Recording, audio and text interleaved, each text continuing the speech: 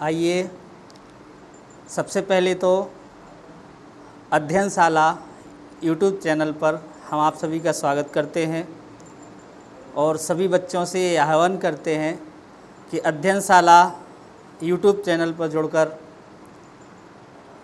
अध्ययन करें और हर चीज़ को समझें। जिस विषय का भी आपको ज्ञान चाहिए वो अध्ययनशाला में जुड़कर आप उसकी पूर्ति कर सकते हैं।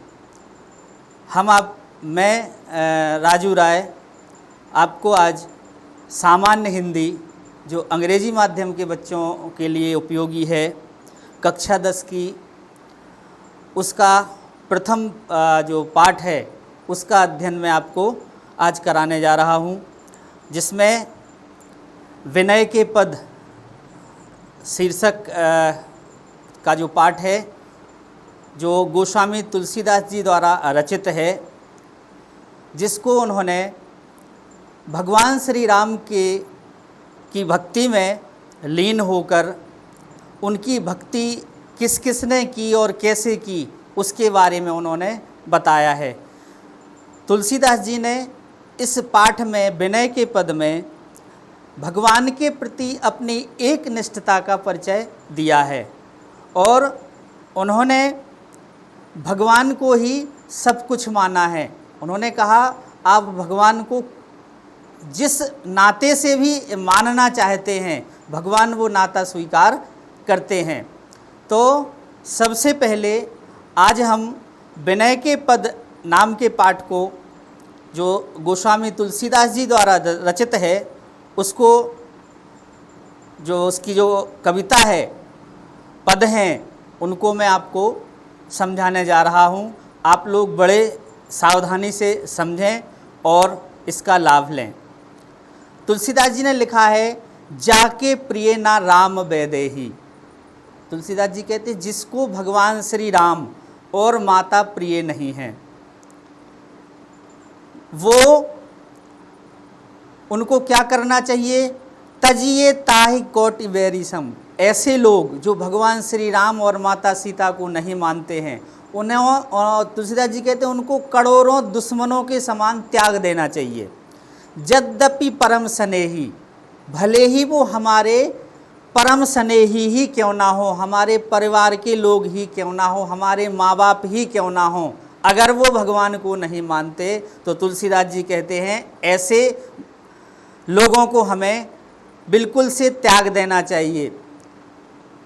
तो भक्तों ने पूछा प्रभु कि ऐसे कौन लोग हैं जिन्होंने अपने सगे संबंधियों को भी त्याग दिया? तो तुलसीदास जी कहते हैं, तजो प्रताप प्रहलाद विभीषण बंधु भरत महतारी।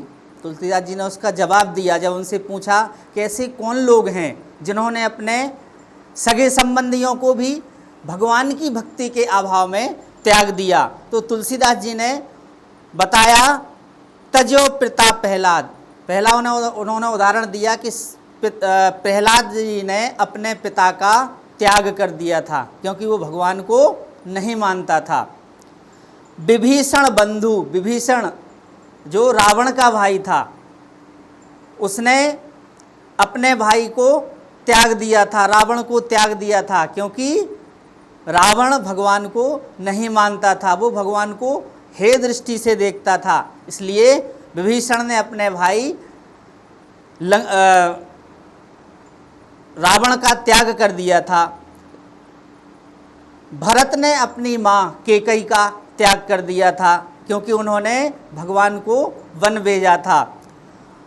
बलि गुरु तजो, बलि ने अपने गुरु का त्याग कर दिया था क्योंकि भक्ति की राह में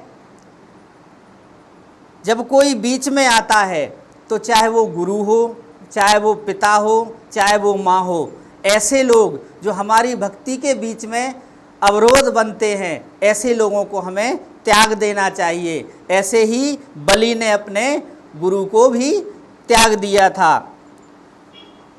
कंच व्रत बनियत, ब्रज की गोपियाँ जो थीं उन्होंने अपने पतियों का त्याग कर दिया था क्योंकि उनके पति भगवान के दर्शनों को जाने से रोकते थे। इसलिए ब्रज की गोपियों ने कह दिया कि ठीक है तुम घर पे रहो और हम आपका त्याग करते हैं, तो उन्होंने अपने पतियों का त्याग कर दिया था।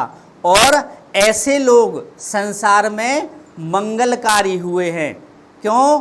क्योंकि उनको भगवान का सच्चा भक्त माना गया। वो भगवान की भक्ति में सारे रिश्ते नाते भूल गए और भगवान से ही सारे रिश्ते नाते जोड़कर उनको ही सब कुछ माना। और ऐसे लोग हमारे लिए मंगलकारी हैं, पूजनीय हैं। आज हम उनको भले ही अच्छी दृष्टि से देखते हैं और उनकी पूजा करते हैं।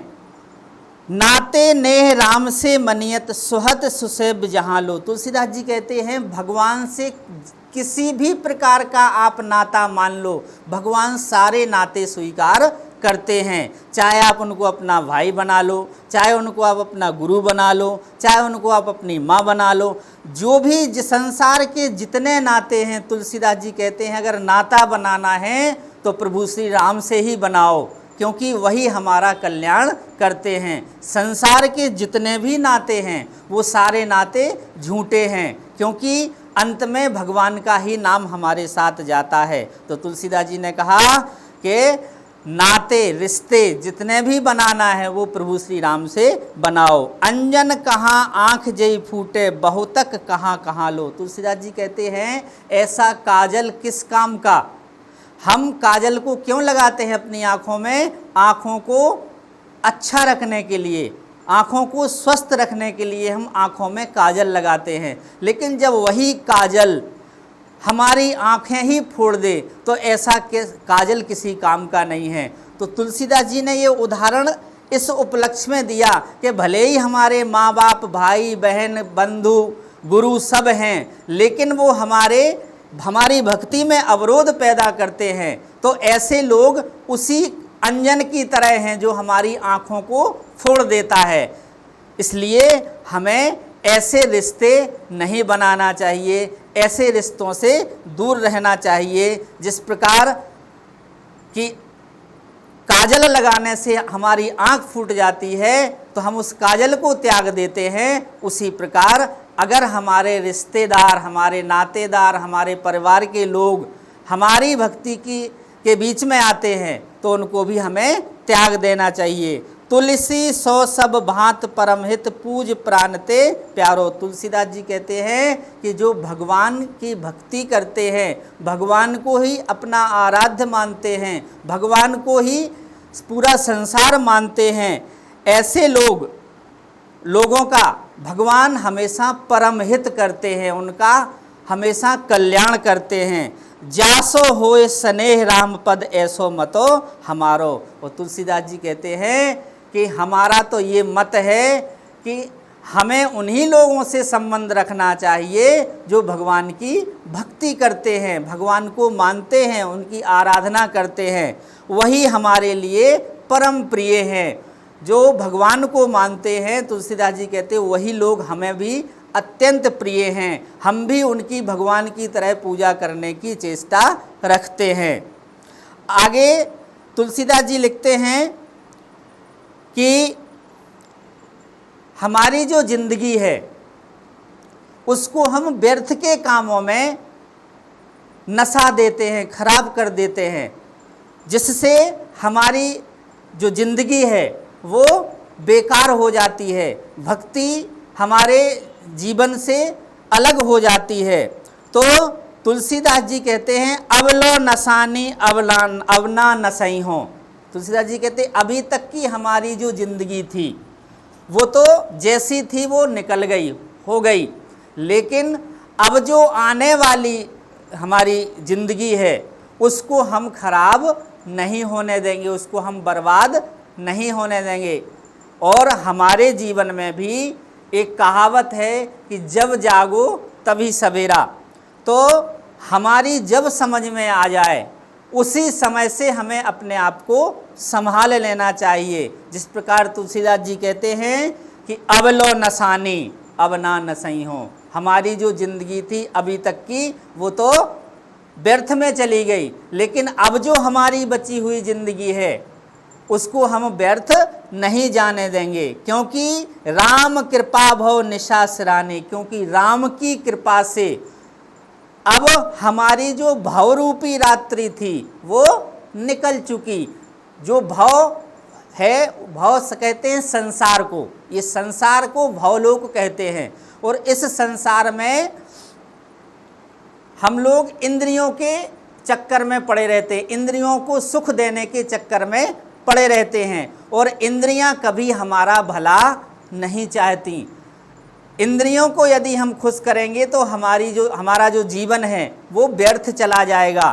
तो तुलसीदास जी कहते हैं कि राम की कृपा से ये जो भवरूपी रात्रि है वो अब निकल चुकी है, अब हम जाग गए हैं, और इस भवरूपी रात्रि में फिर से हम दोबारा सोएंगे नहीं। जागे पुनि न डसे हों, अब हम जाग गए हैं और द्वारा इस भवरूपी संसार के चक्कर में हम नहीं पड़ेंगे।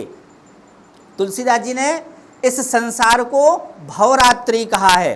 तो तुलसीदास जी कहते हैं इस भव रूपी संसार में हम इंद्रियों के चक्कर में पड़े थे, लेकिन अब हमें इंद्रियों का चक्कर समझ में आ गया कि ये हमारे जीवन को बर्बाद करने वाली हैं, इसलिए अब हम जाग गए, अब इंद्रियों के चक्कर में हम दोबारा नहीं पड़ेंगे। पायो नाम चारु चिंतामणि उर करते ना खसे हों। तुलसीदास जी कहते हैं क्यों हम नहीं पड़ेंगे इसके चक्कर में, क्योंकि अब हमने राम नाम रूपी नाम पा लिया है। गुरु की कृपा से अब मुझे राम नाम रूपी नाम मिल गया है, जो हमारे सभी प्रकार की चिंताओं को नष्ट करने वाला है।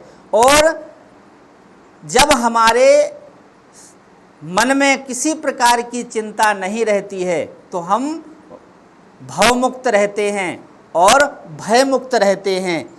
इसलिए तुलसीदास जी कहते हैं कि भगवान के नाम को पाकर हमारे जीवन की सारी चिंताएं खत्म हो गई, नष्ट हो गई, और अब भगवान के नाम को अपने हृदय में ग्रहण करके रखूंगा, इसको अपने हृदय से बाहर नहीं जाने दूंगा, और इस भवरूपी संसार में नहीं पड़ूंगा। अब तुलसीदास जी कहते हैं कि इस नाम को हम किस रूप में रखेंगे, तो कहते श्याम रूप सुच रुचिर कसौटी। तुलसीदास जी कहते हैं भगवान के नाम को हम कसौटी के रूप में अपने हृदय में रखेंगे। कसौटी जिससे सोने का परीक्षण किया जाता है कि असली सोना है कि नकली। तो तुलसीदास जी कहते हैं कि राम नाम को हम क्या बनाएंगे, कसौटी। श्याम नाम को क्या बनाएंगे, कसौटी। और इसको कसौटी बनाकर चित्त माने अपना मन को इसकी कसौटी पर कसेंगे। भगवान के नाम को कसौटी बनाकर अपने मन रूप चित्त को, मन को उस कसौटी पर कसेंगे। चित्त कंच नहीं कसे हों, अपने मन को राम नाम की रूपी जो कसौटी है उस पर कसेंगे और भगवान के नाम को कभी नहीं भूलेंगे, उनके नाम का स्मरण हमेशा करते रहेंगे। परवश जान हंसो इन इंद्रियन निज बस है ना बसे हों। तुलसीदास जी कहते अभी तक हमें इंद्रियों का पता नहीं था कि ये कैसी होती हैं, लेकिन जब हमें भगवान का नाम मिला, भगवान के नाम की महिमा को हमने पहचाना, तो हमें इंद्रियों की हकीकत समझ में आई और हमने ये जाना कि हमारी जो इंद्रियां हैं वो हमारे जीवन को नष्ट करने वाली हैं। इसलिए हमें इंद्रियों के चक्कर में नहीं पड़ना चाहिए। तुलसीदास जी कहते हैं कि अभी तक हम परवश थे, परवश माने दूसरे के बस में। दूसरा कौन था, इंद्रियां। और जब हम इंद्रियों की बात मानते हैं तो इंद्रियां हमारे जीवन को नष्ट करती हैं। इंद्रियां कभी हमारा भला नहीं सोचती हैं। हमें यदि अपने जीवन को अच्छा बनाना है, सुदृढ़ बनाना है और भक्ति के मार्ग पर चलना है, तो सबसे पहले अपने इंद्रियों को बस में करना परम आवश्यक है। यदि इंद्रियां हमारे बस में नहीं होंगी तो हम कोई भी काम अच्छे से नहीं कर सकते, क्योंकि इंद्रियां हमको भटकाती हैं। क्योंकि इंद्रियां हमेशा सुख चाहती हैं। तो तुलसीदास जी कहते हैं कि अभी तक हम जिन इंद्रियों के बस में थे, अब उनके बस में हम नहीं रहेंगे। अब हम इंद्रियों को अपने बस में करेंगे। हम जैसा कहेंगे इंद्रियां वैसा करेंगी। तो परवश जान हंसो इन इंद्रियन, निज बस है ना हंसे हो। तुलसीदास जी कहते अभी तक हम परवश थे, इंद्रियों के बस में थे, लेकिन अब निज माने खुद के बस में हैं। वो खुद के बस में रहकर अब इन इंद्रियों को हंसने नहीं दूंगा, क्योंकि इंद्रियों के बस में जब हम होते हैं तो इंद्रियां हमारे ऊपर हंसती हैं, हमारा मजाक उड़ाती हैं। तो तुलसीदास जी कहते हैं अब इन इंद्रियों को मैंने अपने बस में कर लिया, अब इनको मैं मजाक नहीं बनने दूंगा। मन मधुकरपन कर तुलसी रघुपति पद कमल बसे हों। तुलसीदास जी कहते हैं अपने मन रूपी भौरे को मन मधुकरपन कर तुलसी रघुपति। तुलसीदास जी कहते अपने मन रूपी भौरे को भगवान के चरणों में ही विराजमान करूंगा और भगवान के चरणों में रहकर ही उनकी भक्ति में लीन रहूंगा। मन मधुकरपन कर तुलसी रघुपति पद कमल बसे हों। भगवान के चरण कमलों में ही अपने मन रूपी भौरे का बसेरा बनाकर वहीं रहूंगा और भगवान की भक्ति में ही लीन रहूंगा। इस प्रकार से ये जो विनय के पद हैं, आप